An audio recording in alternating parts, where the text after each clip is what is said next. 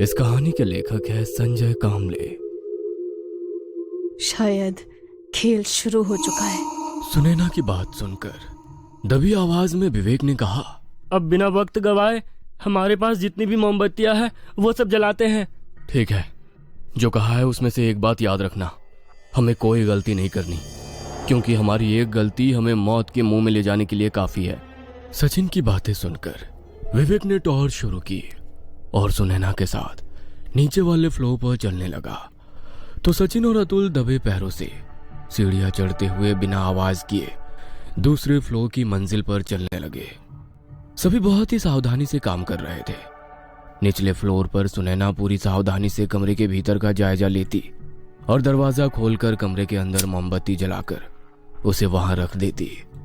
शर्त के मुताबिक बंगले के हर कोने में रोशनी करनी थी और इसी बंगले में एक कमरा ऐसा भी था जहां राहुल की मौजूदगी होने का अंदेशा था। इसीलिए उन्हें कमरे में सिर्फ रोशनी ही नहीं करनी थी, बल्कि उस पूरे कमरे की अच्छे से तफ्तीश कर राहुल को भी ढूंढना था। साथ ही अगर एक भी कोना अंधेरे में घिरा रहता है तो वे आत्माएं उनमें से हर एक को उसी घने अंधेरे में घसीट कर ले जाएंगी। एक एक कर रूम खोलते हुए वहां पर मोमबत्ती को लाइटर से जलाकर रख दिया। विवेक सिर्फ उसके साथ डरा सहमा सा चला रहा। दोनों चलते वक्त इस बात का पूरा ध्यान रख रहे थे कि उनके कदमों की आवाज भी ना आए। वैसे ही दबे कदमों से सुनैना एक दरवाजे के पास रुकी। वह दरवाजा खोलने ही वाली थी कि तभी विवेक ने कुछ आहट महसूस की। उसने हाथ के इशारे से सुनैना को दरवाजा खोलने से रोका। सुनैना ने गर्दन से ही इशारा करते हुए उसे पूछा और विवेक ने अपने हाथों से उसे चुप रहते हुए कानों से दरवाजे की दूसरी तरफ से आने वाली आहट को महसूस करने को कहा। सुनैना ने डरी सहमी आंखों से दरवाजे की तरफ देखा। दोनों बिना हिले डुले बिल्कुल एक पुतले की तरह खड़े दरवाजे की तरफ देख रहे थे। डर के मारे सुनैना के दिल की धड़कन तेज हो गई। सांसें रोककर वो उस आहट को महसूस करने की कोशिश करने लगी, पर उसे तो कोई भी आवाज या कोई ऐसी आहट महसूस नहीं हो रही थी। उसने दोबारा गर्दन हिलाकर विवेक से सवाल किया, पर विवेक ने उसे वैसे ही चुपचाप बिना हिले खड़ा रहने के लिए हाथों से इशारा किया। विवेक की आंखों में बसा खौफ देखकर सुनैना समझ चुकी थी कि जरूर कुछ है। विवेक ने अपने होठों पर उंगली रखते हुए सुनैना से बिल्कुल आवाज ना करने का इशारा किया। इधर सचिन और अतुल टॉर्च की रोशनी में एक एक रूम के अंदर जाते हुए पूरी सावधानी के साथ मोमबत्तियां जलाने लगे। वे दोनों भी इस बात का पूरा ख्याल रख रहे थे कि उनके कदमों की आवाज भी ना आए। एक कमरे के बाहर खड़े होकर उसके भीतर का जायजा लेते हुए सचिन ने उस कमरे का दरवाजा धीरे से खोला। दरवाजा खोलते ही कमरे के भीतर से एक अजीब सी गंध उनके नाक के भीतर घुस गई। उस गंध से सचिन खांसने लगा।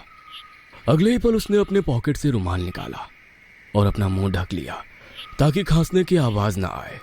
सचिन दबे कदमों से दरवाजे के भीतर चला गया। उसके पीछे अतुल भी दबे कदमों से अंदर आया, पर अंदर पैर रखते ही उसे भी वही बदबू महसूस हुई। एक हाथ में टॉर्च ठीक से पकड़ते हुए उसने भी अपनी जेब से रुमाल निकाला और मुंह ढक लिया। सचिन ने कमरे के भीतर मोमबत्ती जलाकर एक जगह पर रख दी। तभी अतुल ने टॉर्च की रोशनी बाथरूम के दरवाजे पर डाली।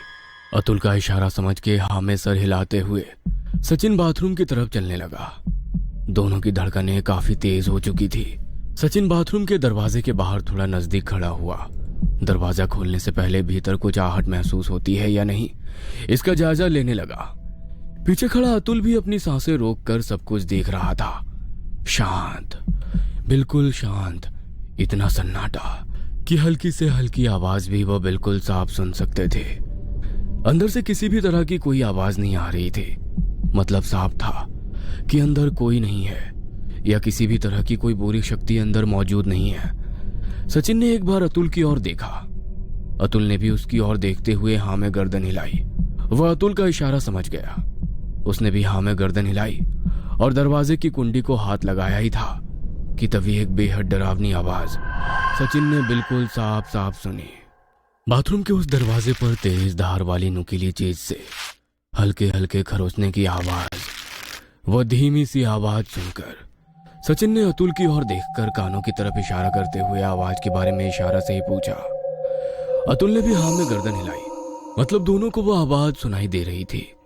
दोनों बिना आवाज किए बिल्कुल शांत अपनी सांसें रोककर एक ही जगह पर खड़े रहे और कुछ ही देर में वो आवाज आनी बंद हो गई। दोबारा से सब कुछ एकदम शांत हो गया। अतुल की तरफ देखते हुए सचिन दबे पांव से दरवाजे की ओर बढ़ने लगा। दाएं हाथ से टॉर्च की सफेद रोशनी दरवाजे पर डालते हुए अपना बायां हाथ कुंडी की तरफ बढ़ाया ही था कि अंदर से दरवाजे पर हल्की सी दस्तक हुई। उस कमरे के भीतर फैले खौफनाक सन्नाटे के बीच दरवाजे पर हुई उस दस्तक ने कुछ पल के लिए ही सही पर दोनों की सांसें रोक दी। अतुल के दिल की तो धड़कन ही रुक गई। अपने डर पर काबू रखते हुए सचिन ने दरवाजे की कुंडी से धीरे से अपना हाथ हटाया। अतुल ने अपने एक हाथ से अपना मुंह दबा लिया। सचिन ने अतुल को शांत रहने का इशारा किया। बिना आवाज किए होठ हिलाते हुए कहा, राहुल हो सकता है। अतुल ने भी अपने डर के ऊपर काबू रखते हुए हाँ में गर्दन हिलाई और अपने पॉकेट से एक कोरा कागज निकाला। उस कागज पर नाम लिखने लगा पर डर के मारे उसके हाथ कांप रहे थे। उसकी हालत देखते हुए सचिन ने पेन और कागज अपने हाथ में लिए और उस पर अपना नाम लिखकर वो कागज और पेन दरवाजे से दूसरी तरफ सरकाया। दोनों दरवाजे से थोड़ा दूर हटकर डरी सहमी नजरों से दरवाजे के बीच रखे उस पेन और कागज पर टॉर्च की रोशनी डालने लगे। दोनों सांस रोककर सब कुछ देख रहे थे। एक गहरा जानलेवा सन्नाटा चारों ओर फैला हुआ था। दोनों को अपने दिल की धड़कन साफ साफ सुनाई दे रही थी।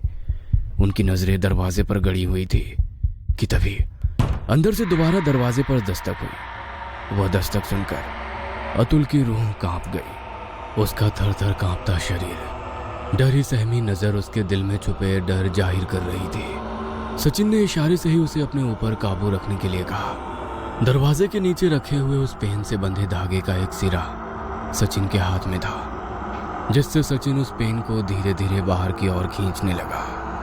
अतुल ने टॉर्च की रोशनी पेन के ऊपर डाली ही थी। सचिन अब पेन उठाने के लिए नीचे झुका ही था कि तभी अतुल ने हाथ में पकड़ी टॉर्च अचानक बंद होने लगी। काला घना अंधेरा पूरे कमरे में फैल गया और तभी मुंह से दर्दनाक चीख निकली। उसने जैसे तैसे एक हाथ से अपना मुंह दबा लिया और दोबारा टॉर्च जलने लगी। अतुल ने सचिन की ओर देखा। सचिन दर्द से कराह रहा था। उसने अपना हाथ टॉर्च की रोशनी में लिया और वो नजारा देखकर अतुल की रूह कांप गई। वह पेन सचिन के हाथ में घुसकर दूसरी तरफ से बाहर निकला था। सचिन ने अपनी जेब से रुमाल निकाला और रुमाल को मरोड़कर अपने मुंह में घुसा लिया। डरी सहमी आंखों से अतुल ये सब सिर्फ देख रहा था। सचिन ने दाएं हाथ से पेन पकड़ा और उसे अपने हाथ से बाहर निकालने की कोशिश करने लगा। उसे काफी दर्द हो रहा था। हाथ से टपकने वाली खून की बूंदें अब नीचे जमीन पर गिरने लगी। सचिन ने अपनी पूरी ताकत लगाई और एक ही झटके में हाथ में घुसे उस पेन को बाहर निकाल दिया।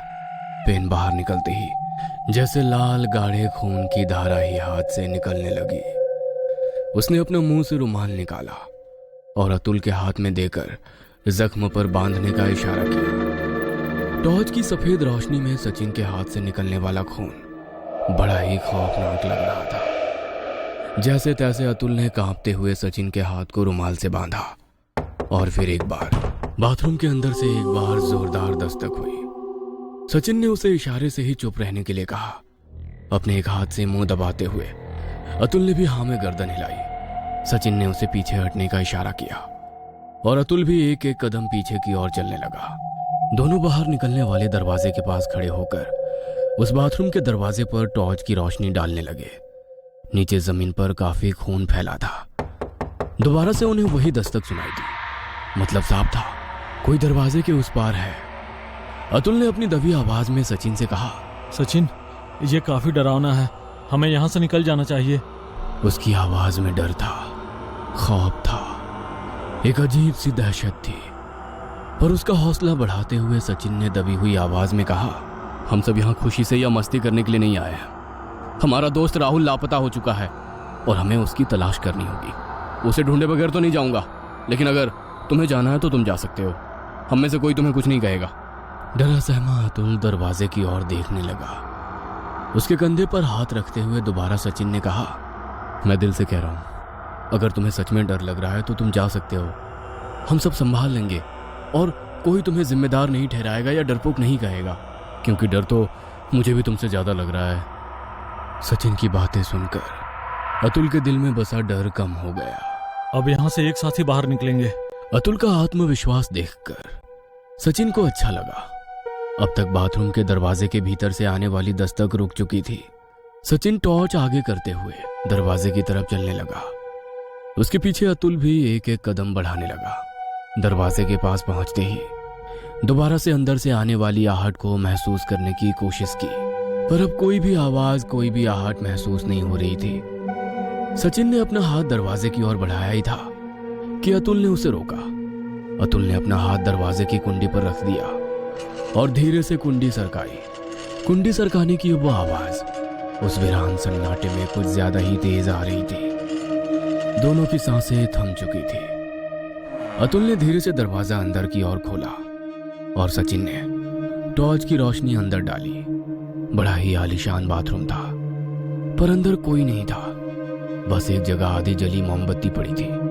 दरवाजा खुला रखकर एक मोमबत्ती अंदर जलाकर दोनों उस रूम से बाहर निकलने लगे। इधर सुनैना और विवेक दोनों उस कमरे के बाहर अभी भी खड़े होकर अंदर से आने वाली आवाज को सुनने की कोशिश कर रहे थे।